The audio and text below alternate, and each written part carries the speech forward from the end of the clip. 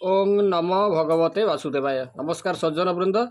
आज अध्याय आम द्रौपदी और कर्णंकर प्रेम संपर्क में आलोचना करवा। द्रौपदी पांच पांडवों को विवाह करते सहित षष्ठ पुरुष को से भल पाते जे कि कर्ण कर्ण को से कहीं भल पाई कहीं बह संभव है ना से विषय आज आम आलोचना करवा। द्रौपदी जो तांकर आउ गोटे नाम हूँ कृष्णा एवं से तांकर वर्ण थिला कृष्ण एवं से जगभूमि कर्षण रु तांकर आविर्भाव होइथबारु तांकर आ गोटे ना थिला कृष्णा एवं तांकर नाम होइतला याज्ञसेनी। से यज्ञ होमानल कर्षण रु तांकर आविर्भाव होइथबारु तांकर नाम होइतला याज्ञसेनी। तांकर नाम रखा जाइतला याज्ञसेनी। द्रौपदींकर एई भली अनेक नाम रहिछि। तेबे एई जो द्रौपदी से पंच पांडवों को विवाह करथिले किबळी भाबरे ना जेतेबेले पंच पांडव से माने जेतेबेले वनवास समय कटैथिले सेतेबेले से माने जो ब्राह्मण वेश से माने थिले एवं सेही समय रे से माने जो द्रुपदंकर तांकर जो स्वयंवर सभा रे जेतेबेले द्रौपदींकर जो स्वयंवर सभा होइतला सेही स्वयंवर सभा रे अर्जुन से लाखबिंदी से द्रौपदी को विवाह करथिले। लाखबिंदार से सफल होइथिले एवं से द्रौपदी को विवाह होइथिले एवं विवाह करिबा परे तापर से पंच पांडवों को तांको विवाह करने को पड़ता। जितेबले नहीं जो माता कुटीर को जितेबले कुटीर को पहुँचले से माता शिव पूजा मग्न थिले एवं सही समय भीम कही जे माता आज आम एक अमूल्य रत्न आनीचु। से माता पछक आउ न अनै से कहीदे जहाँ आनीच आमर पांच पुआ समस्ते भाग करनियो। जहाँफल द्रौपदी को से पांचटी वेदी रे पांच पति को से वरण करने को पड़ता एवं पूर्वर शिवंकर आशीर्वाद थिला वरदान थिला जे द्रौपदी एभली भाव में पांच पति पाइबे। तेणु पांच पति को से विवाह करथिले एवं से समस्त को समान भाव में प्रेम करने से प्रतिज्ञाबद्ध थिले एवं से समस्त को समान भाव में प्रेम करने से प्रतिज्ञाबद्ध थिले से तांकर अर्जुन को से टिके अधिक भल पाउथिले। अर्जुन को प्रति तांकर अधिक दुर्बलता थिला। मात्र अर्जुन किंतु तांको प्रति बेसी समय दे पार नथिले। से कहा प्रति बेसी समय देउथिले ना कृष्णंकर भौणी जो सुभद्रा सहित से अधिक समय अतिबाहित करथिले अर्जुन। तेणु एई भाव में ये थिले कि द्रौपदी संपर्क में आपण मैंने शुणिले ये जो द्रौपदी जितेबाला पंच पांडव विवाह करने पर जितेबाला से माने जो वनवास समय कटैथिले सही समय से वनवास समय कौन है ना से माने विभिन्न स्थान अरण्यर विभिन्न स्थान रे से माने भ्रमण कले एवं से जो विभिन्न स्थान रे भ्रमण 12 वर्ष से माने वनवास कटेइबे। द्रौपदी अच्छा साथी रे। तेणु विभिन्न स्थान भ्रमण करने समय द्रौपदी थरे गोटे स्थान रे देखिले एक जो जामुकोली गछ रही से जामुकोली गछरे पाचिला जामुकोली रही सेतेबेले द्रौपदी कौन कले ना गोटे पेंथा से जो जामुकोली से तोली पकाइले। यही समय भगवान श्रीकृष्ण सेठारे उपस्थित हेले एवं से द्रौपदी को कहले जे ये जो गछर जो कोली रही गोटे ऋषि जड़े ऋषि से तपस्या करुछंती 12 वर्ष तपस्या पर से तपस्या भंग करेंगे यही जामुकोली खाई। तेणु से तांकर जेतेबेले से ऋषि जेतेबेले 12 वर्षर तांकर जो तपस्या भंग पर से जेतेबेले आसी देखिबे जे से रखिथिबा ये जो जामुकोलीटी अन्य किए खाई सेतेबेले पांडव माने ता से ऋषिंकर रोषर शिकार हेबे। तेणु एथिपाई जेतेबेले पांडव माने श्रीकृष्ण को अनुरोध कले जे यार उपाय आपण बतांतु किभली भाव में से ऋषिंकर रोषर आमे शिकार हेबु नाही से उपाय आपण आमको बतांतु। सेतेबेले भगवान श्रीकृष्ण सेमानकु पांडव मानकु कहिथिले एवं द्रौपदी को कहिथिले जे तुम्भे माने तुम मानकर जीवन में घटी सबु घटना जो घटना गुड़िक जो लोमहर्षणकारी घटना गुड़िक बा चांचल्यकर घटना गुड़िक से सत सत ये जो गछ मूल तुम्हें प्रकाश कर दियो। जहाँफल कि द्रौपदी तोली यही जो जामुकोलीटी से गछरे लाखी हो एवं जहाँफल से ऋषि से जो गचर जो फल को से जो कोली को से भक्षण करी तांकर व्रत को से समापन करेंगे व्रत भंग करेंगे आउ पांडव माने तार रोषर शिकार हेबे नहीं। तेणु ये भाव में प्रथमे से डाकिले क्या ना युधिष्ठिर को डाकिले। युधिष्ठिर तुम जीवन में कौन घटना तुम्हें सत सत कहीदि सत घटना गुड़िक कहीदि। सेतेबेले जेतेबेले युधिष्ठिर को डाकिले प्रथम पाଳି पड़ा श्रीकृष्ण जेतेबेले डाकिले जो युधिष्ठिर को युधिष्ठिर कहले जे पांडव मानक सहित जहाँ किछि अमंगल है एथिपाई द्रौपदी दायी एक कथा कहीदेले के युधिष्ठिर ये संपूर्ण सत कथा यहाँ कहीदेवा मात्रे कौन है ना से फलटी 2 फुट ऊपर को उठीगला 2 फुट ऊपर को उठीगला। तापर भीमंकर पाଳି पड़ा भगवान श्रीकृष्ण डाकिले भीम को जे तुम जीवन सत घटना तुम्हें कहीदि। सेतेबेले से भीम कहले प्रभु जो धृतराष्ट्रंकर समस्त जो पुत्र को 100 पुत्र को मारिबा पाई मोर इच्छा रही यार मोर प्रतिज्ञा रही है मने मने रखी प्रकाश करना मु एका बध करी 100 पुओ को तापर आउ गोटे रहा कौन ना खाइबा लड़े करवा मैथुन करवा एवं निद्रा एथिरे मु केबेले माने संपूर्ण भाव में संतुष्ट हुए नहीं एवं जेते कले ये सब जेते लड़े कले जेते खाइले जेते मैथुन कि निद्रा गले आहरी ये सब करने मोर इच्छा हुए ये हूँ मोर दुर्बलता भीम सत कथा कहीदेले जहाँफल प्रकृत सत कथा यहाँ से फल कौन है ना 2 फुट ऊपर को उठीगला तापर अर्जुन पाड़ी पड़ा अर्जुन कहे जीवन सत कथा अर्जुन को जिते पाड़ी पड़ा अर्जुन कहले मु मोर प्रतिज्ञा रही कर्ण को जेकोसी प्रकार हत्या करवा मान मोर उद्देश्य जीवन उद्देश्य होची कर्ण को हत्या करवा किंतु न्यायपूर्ण भाव में धर्म धर्म युद्ध में हत्या करवा यह हूँ मोर जीवन लक्ष्य तेणु एति जिते बड़े अर्जुन कहीदेले फल से 2 फुट ऊपर को उठीगला तापर नकुल सहदेव पाड़ी पड़ा से दुहे जीवन सत कथा सब कहीदेले तापर श्रीकृष्ण डाकिले द्रौपदी को शेष द्रौपदी पाड़ी पड़ा जे द्रौपदी कहले सेतेबेले से कहले जो मोर 5 पति मोर 5 ज्ञानेन्द्रिय सहित समान मोर जो 5 पति से मोर 5 ज्ञानेन्द्रिय सहित समान ज्ञानेन्द्रिय गुड़िक कौन कौन ना आखि कान नाक एवं मुह एवं चर्म यही जो 5 ज्ञानेन्द्रिय सहित समान मोर 5 पति एवं मोर किंतु मु 5 पतिंकर दुर्भाग्यर कारण हेउछि मु कारण मु ज्ञानी एवं विचारवंत होई मध्य मु बेले बेले विचार न करी एभली किछि कार्य करिदे जहाँ फल मते मनस्ताप करने को पड़ी थाए ये हूँ मोर भूल पति मानकर माने बहुत क्षति हुए एभली भाव में विचारवंत होई मध्य मु बेले बेले एभली किछि करिदिए बा कहिदिए जहाँ फल कि मते परे मनस्ताप करने को पड़े एतक कहवा परे मध्य फल आउ ऊपर को उठिला नहीं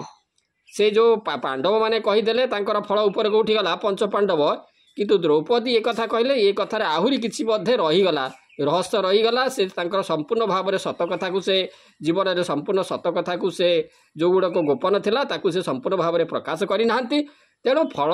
आउ ऊपर को उठिला नहीं से भगवान श्रीकृष्ण द्रौपदी को कहले द्रौपदी तुम किसी लुचौच किसी रहस्य से रहस्यटा तुम प्रकाश कर दियो जहाँफल ये फल ऊपर को उठिज सेतेबेले द्रौपदी जे कहले जे 5 पांडव व्यतीत 5 पांडव को मु विवाह करछि या व्यतीत 6ठ पुरुष मध्य मो जीवन में थिला से होचंती कर्ण किंतु जातिगत कारणर जे सुतपुत्र जो जातिगत कारणर एवं पितांकर मो पितांकर प्रतिज्ञा पूरण रे असुविधा हेबो बोली मु सेइथिपाई कर्ण को विवाह करनथिली अर्जुन को विवाह करने को पड़ा तेणु यही भाव में से जो यही भाव में कहीदेले जे द्रौपदी नम्र भाव में एभली कहीदेले जे कर्ण सहित कर्ण को मु भल पाउथली सहित विवाह करने राजी थी कर्ण मते विवाह करने राजी थे आम दुहे राजी थिलु किंतु मोर पितांकर जो द्रुपदंकर जो प्रतिज्ञा थिला से जो से प्रतिज्ञान पूरण पाई जो द्रोणाचार्य को बध करेंगे से प्रतिज्ञा थिला एवं से जो प्रतिज्ञा कारणरू एवं से जो सुतपुत्र हेबा कारणरू जातिगत कारणरू मु कर्ण को विवाह करी ये हूँ कारण किंतु आमर परस्पर सहित आम भल पाइलु तेणु एतिक जितेबले कहीदेले सेतेबले जे फलटी से ऊपर को उठीगला एवं गछरे संपूर्ण भाव में लाखी होईगला सेतेबले पांडव माने चिंता कले जे जेतेबले द्रौपदींकर वस्त्र हरण हला सेही समय आमे सब किछि करि पारि नथलु आमे सब नीरव रहितलु एवं सेही समय द्रौपदींकर ये जो कर्णंकर आवश्यकता अति जरूरी थिला तेणु ये भाव में कर्ण तांको भल पाउथले ए कथा से भल भाव में जानिले तापर ये जो कर्ण को भल पाइबा संपर्क में आहरी मध्य रही ये जो कर्ण थिले परशुराम ठारू से सुतपुत्रर परिचय दे तांको से धनुर्विद्या शिक्षा करते कारण कर्ण जेतेबेले सुतपुत्र हेले सेतेबेले तांको केही तांको शिक्षा देउनथिले जो धनुर्विद्या व युद्ध विद्या केही शिक्षा देउनथिले तेणु से बाध्य होई कौन कले ना निजको एक ब्राह्मणर जो परिचय दे से गले से शिक्षा ग्रहण करने एवं जेतेबेले परशुराम जानीपारे जे तांकर ये होउचंती सुतपुत्र ये ब्राह्मण पुत्र नुहंती ये जड़े क्षत्रिय ये प्रकृत क्षत्रिय कारण तार सहनशील गुण एभली भाव में देखिले से अभिशाप देइथिले एवं तांको मध्य से बहुत धनुर्विद्या शिक्षा करथिले एवं से विभिन्न प्रकार से रथ चलैबार जो सारथीर से पुत्र हेबा सत्वे से माने धनुर्विद्या से पारंगम थिले किंतु से पितांक भली से कौन राजांकर रथ चलैबा कार्य करि नथिले जेहेतु से सुतपुत्र ସୁତପୁତ୍ର ହେଲେ ମଧ୍ୟ ସେ କୌଣସି ରାଜାଙ୍କର ସେ ରଥ ଚଳେଇବା ବା ସାରଥୀ କାର୍ଯ୍ୟ ସେ କେବେ ହେଲେ କରିନଥିଲେ। ସେ କ'ଣ କରିଥିଲେ ନା ସେ ଧନୁର୍ବିଦ୍ୟାରେ ଯେତେବେଳେ ପାରଙ୍ଗମ ହୋଇପାରିଥିଲେ ସେତେବେଳେ ଯେ କର୍ଣ୍ଣ କ'ଣ କରିଥିଲା ନା ବିଭିନ୍ନ ରାଜ୍ୟରେ ଯାଇ ସେ ପ୍ରତିଯୋଗିତା ଧନୁର୍ବିଦ୍ୟାର ପ୍ରତିଯୋଗିତାରେ ସେ ଅଂଶଗ୍ରହଣ କରୁଥିଲେ ଏବଂ ସେ ସମସ୍ତ ରାଜପୁତ୍ରମାନଙ୍କୁ ସେଇ ଯେଉଁ ପ୍ରତିଯୋଗିତାରେ ପରାସ୍ତ କରି ସେ ମଧ୍ୟ ବିଜୟୀ ହେଉଥିଲେ ଏବଂ ବିଭିନ୍ନ ପ୍ରକାରର ଉପଢୌକନ ପୁରସ୍କାର ମଧ୍ୟ ସେ ପ୍ରାପ୍ତ କରୁଥିଲେ ଏବଂ ଏଇଭଳି ଭାବରେ ସେ ମଧ୍ୟ ଚାହିଁଥିଲେ ନିଜର ଗୋଟେ ସମ୍ମାନ ରାଜକୀୟ ସମ୍ମାନ ମଧ୍ୟ ଚାହିଁଥିଲେ ଏବଂ ସେ ସମ୍ମାନ ତାଙ୍କୁ ଦେଇଥିଲେ କିଏ ନା ଯେଉଁ ଦୁର୍ଯ୍ୟୋଧନ ତାଙ୍କର ବୀରତ୍ୱରେ ସନ୍ତୁଷ୍ଟ ହୋଇ ତାଙ୍କୁ ମିତ୍ର ଭାବରେ ଗ୍ରହଣ କରିଥିଲେ ଏବଂ ତାଙ୍କୁ ଅଙ୍ଗ ଦେଶର ରାଜା ଭାବରେ ମଧ୍ୟ ତାଙ୍କୁ ଅଭିଷିକ୍ତ କରାଇଥିଲେ କର୍ଣ୍ଣଙ୍କୁ। ଏଇଭଳି ଭାବରେ ଏଇ ଯେଉଁ କର୍ଣ୍ଣ ବିଭିନ୍ନ ପ୍ରତିଯୋଗିତାରେ ଅଂଶଗ୍ରହଣ ବିଭିନ୍ନ ରାଜ୍ୟ ଭ୍ରମଣ କରୁ କରୁ ସେ ଥରେ ପହଞ୍ଚିଲେ ଦ୍ରୁପଦଙ୍କର ରାଜ୍ୟ ପାଞ୍ଚାଳରେ ସେ ପହଞ୍ଚିଲେ ଏବଂ ଦ୍ରୁପଦ ରାଜାଙ୍କର ଏକ ଯେଉଁ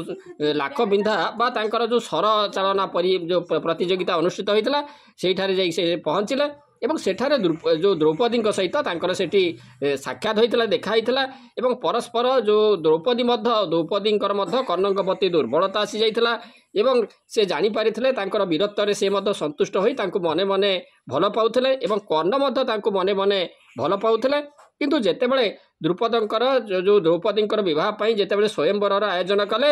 ସେ ସ୍ୱୟଂବରରେ ଲାଖବିନ୍ଧା ପ୍ରତିଯୋଗିତା ହେଲା ଏବଂ ତଳେ ରହିଲେ ଯେଉଁ ତୈଳପାନ ଗୋଟେ ପାତ୍ରରେ ତୈଳପୂର୍ଣ୍ଣ ପାତ୍ର ରହିଲା ଏବଂ ଉପରେ ଏକ ବାଉଁଶରେ ଟଙ୍ଗା ହୋଇ ରହିଲା ଏକ ଯେଉଁ ମାଛ ସେ ମାଛର ତୈଳପୂର୍ଣ୍ଣ ପାତ୍ରକୁ ଅନେଇ ସେ ମାଛର ଆଖିକୁ ଲକ୍ଷ୍ୟ କରି ଯେ ତୀରଚାଳନା କରିପାରିବ ବା ତାକୁ ବିଦ୍ଧ କରିପାରିବ ତାକୁ ହିଁ ଦ୍ରୌପଦୀ ବିବାହ କରିବେ। ଏଇଭଳି ଭାବରେ ଆଗରୁ ଥିଲା ଏଇଭଳି ପ୍ରତିଯୋଗିତା ଥିଲା ଯେଉଁ ରାଜାମାନଙ୍କର ଯେଉଁ କନ୍ୟାମାନଙ୍କର ଯେଉଁ କନ୍ୟାମାନଙ୍କର ଯେଉଁ ବିବାହ ହେବ ସେଇଥିପାଇଁ ଏଇଭଳି ସ୍ୱୟଂବରର ପ୍ରତିଯୋଗିତା କରାଯାଇଥିଲା ଏବଂ କର୍ଣ୍ଣ ଏବଂ ଦ୍ରୌପଦୀ ମଧ୍ୟ ଜାଣିଥିଲେ ଯେ ଏହି ସ୍ୱୟଂବରରେ ନିଶ୍ଚିତ ଭାବରେ ସେ କର୍ଣ୍ଣ ଉତ୍ତୀର୍ଣ୍ଣ ହେବେ ଏବଂ ଦୁହିଁଙ୍କର ବିବାହ ମଧ୍ୟ ହେବ। କିନ୍ତୁ ଯେତେବେଳେ ଏଇ ଯେଉଁ ପ୍ରତିଯୋଗିତା ଆରମ୍ଭ ହେଲା ସେତେବେଳେ ଏଇ ଯେଉଁ ପ୍ରତିଯୋଗିତାର ଯେଉଁ ସମ୍ମୁଖୀନ କରିବା ପାଇଁ ସେତେବେଳେ ଯେଉଁ କର୍ଣ୍ଣକୁ ଏଇଟା ଅତି ମାମୁଲି ଥିଲା। କର୍ଣ୍ଣ ଏହାକୁ ଅତି ସହଜରେ କରିପାରିବେ ତାପରେ ଭୀଷ୍ମ ମଧ୍ୟ କରିପାରିବେ ଦ୍ରୋଣ କରିପାରିବେ ଅର୍ଜୁନ ପାରିବେ କର୍ଣ୍ଣ ପାରିବେ ଏବଂ ଏହା ବ୍ୟତୀତ ଆଉ କେହି ଏଇ ଯେଉଁ ଲକ୍ଷ୍ୟଭେଦ କରିପାରିବେ ନାହିଁ। ତେଣୁ ଯେତେବେଳେ ଯେଉଁ କର୍ଣ୍ଣ ଯେତେବେଳେ ଉଠିଲେ ଏଇ ଯେଉଁ ଲାଖବିନ୍ଧା କରିବା ପାଇଁ ସେତେବେଳେ ଶ୍ରୀକୃଷ୍ଣ ଦ୍ରୌପଦୀଙ୍କୁ ଇସାରା ଦେଲେ ଯେ ତୁମେ କର୍ଣ୍ଣଙ୍କୁ ମନା କରିଦିଅ କାରଣ ସେ ସୁତପୁତ୍ର ଏବଂ ତୁମର ପିତାଙ୍କର ଯେଉଁ ପ୍ରତିଜ୍ଞା ସେ ପ୍ରତିଜ୍ଞା ଏହା ଦ୍ୱାରା ପ୍ରତିଜ୍ଞା ପୂରଣ ହୋଇପାରିବ ନାହିଁ। ତେଣୁ ଦ୍ରୌପଦୀ ବାଧ୍ୟ ହୋଇ କର୍ଣ୍ଣଙ୍କୁ କହିଥିଲେ ଯେ କର୍ଣ୍ଣ ଏଇ ଯେଉଁ ଲାଖବିନ୍ଧାରୁ ଆପଣ କ୍ଷାନ୍ତ ହୁଅନ୍ତୁ କାରଣ ଆମର ରହିଛି ଆମର ଯେଉଁ ବ୍ରାହ୍ମଣ ଏବଂ କ୍ଷତ୍ରିୟ ବ୍ୟତୀତ ଅନ୍ୟ କୌଣସି ବ୍ୟକ୍ତି ଆମର ଏଇ ଲାଖବିନ୍ଧା ପ୍ରତିଯୋଗିତାରେ ଅଂଶଗ୍ରହଣ କରିପାରିବେ ନାହିଁ କାରଣ ସେମାନଙ୍କ ସହିତ ମୋର ଯେଉଁ ସେଭଳି ପୁରୁଷର ବା ଅନ୍ୟ ଜାତିର ପୁରୁଷ ସହିତ ମୋର ବିବାହ ହେବ ନାହିଁ। ତେଣୁ ଏଇଠୁ କର୍ଣ୍ଣ ସେ ଲଜ୍ଜିତ ଅପମାନିତ ହେଲେ ଏବଂ ଯେ ସେ ଭାବିବାକୁ ଲାଗିଲେ ଯେ ଦ୍ରୌପଦୀ ଏତେ ଜ୍ଞାନୀ ଗୁଣୀ ବିଦୁଷୀ ହୋଇ ମଧ୍ୟ କିଭଳି ଭାବରେ ଜାତିଗତ ଆକ୍ଷେପ କରି ତାକୁ ଅପମାନିତ କଲେ। ତେଣୁ ସେ ଏହାର ଯେଉଁ ଅପମାନର ପ୍ରତିଶୋଧ ନେବା ଅପେକ୍ଷାରେ ମଧ୍ୟ ସେ ରହିଲେ ଏବଂ ଏଇଭଳି ଭାବରେ ଯେଉଁ କର୍ଣ୍ଣ ମଧ୍ୟ ତାକୁ ମଧ୍ୟ ତାର ମଧ୍ୟ ପ୍ରତିଶୋଧ ମଧ୍ୟ ସେ ନେଇଥିଲେ ଏବଂ ଏଇଭଳି ଭାବରେ ଆପଣମାନେ ଶୁଣିଲେ ମହାଭାରତ ଯୁଦ୍ଧ କିଭଳି ଭାବରେ ଦ୍ରୌପଦୀଙ୍କର ଗୋଟେ ମାନେ କଟୁବାକ୍ୟ ପାଇଁ କିଭଳି ଭାବରେ ମହାଭାରତ ଯୁଦ୍ଧ ସୃଷ୍ଟି ହୋଇଥିଲା ଏବଂ କର୍ଣ୍ଣ ମଧ୍ୟ କିଭଳି ଭାବରେ ତାର ପ୍ରତିଶୋଧକୁ ମଧ୍ୟ ସେ ଏଇ ଯେଉଁ ଅପମାନର ପ୍ରତିଶୋଧ ମଧ୍ୟ ନେଇଥିଲେ ଏବଂ ଏଇଭଳି ଭାବରେ ମୁଖ୍ୟ କଥା ହେଉଛି କର୍ଣ୍ଣ ତାଙ୍କର ପଞ୍ଚପତି ବ୍ୟତୀତ ତାଙ୍କର ଷଷ୍ଠ ପୁରୁଷଙ୍କୁ ଯାହାକୁ କି କର୍ଣ୍ଣକୁ ସେ କିଭଳି ଭାବରେ ଭଲ ପାଉଥିଲେ ଏବଂ ତାଙ୍କର ବିବାହ ମଧ୍ୟ ନିଶ୍ଚିତ ଥିଲା ଦୁହେଁ ପରସ୍ପରକୁ ଭଲ ପାଉଥିଲେ ଏବଂ କ'ଣ ପାଇଁ ବିବାହ ହେଲା ନାହିଁ ସେ ସମ୍ପର୍କରେ ଆପଣମାନେ ଶୁଣିଲେ। ତେଣୁ এই ভিডিওটি নিশ্চিত ভাবে আপনাদের ভালো লাগিথিব এবং ভালো লাগিলে আপনাদের লাইক সেয়ার এবং সবসক্রাইব করেদেবে। সবসক্রাইব করা পরে পাখে থাকা যে বেল আইকন को দবাই অল নোটিফিকেশন রে যদি ক্লিক করেদেবে তাহলে মোর এইভাবে নূয়া নূয়া ভিডিও আপনাদের প্রথমে পাইপারে। আজ রহুছি ওং নমো ভগবতে বাসুদেবায়।